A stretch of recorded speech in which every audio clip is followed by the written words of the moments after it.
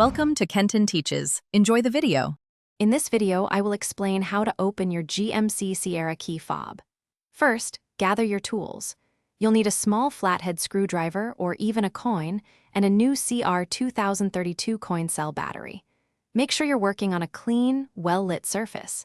This helps prevent losing any small parts and makes the process much smoother. Having everything ready beforehand saves time and frustration. Now, let's get to opening the fob. Look for a small notch or seam along the edge of your key fob. This is usually where the two halves meet. Gently insert your chosen tool, like the flathead screwdriver or coin, into this opening. With a slight twist or prying motion, carefully separate the two halves.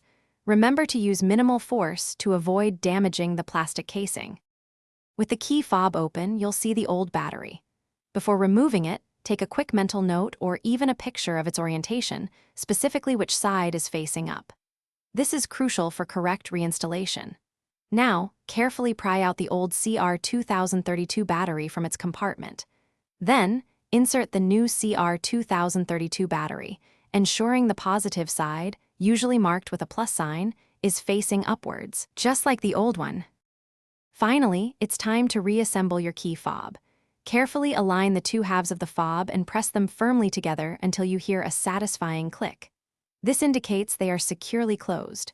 Before you go, remember that life's too short for cheap socks. Go darn tough with a lifetime warranty. Check the description for a link to darn tough socks and other great deals.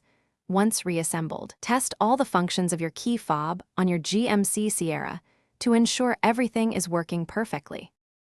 Thanks for watching. Please subscribe if this video was helpful.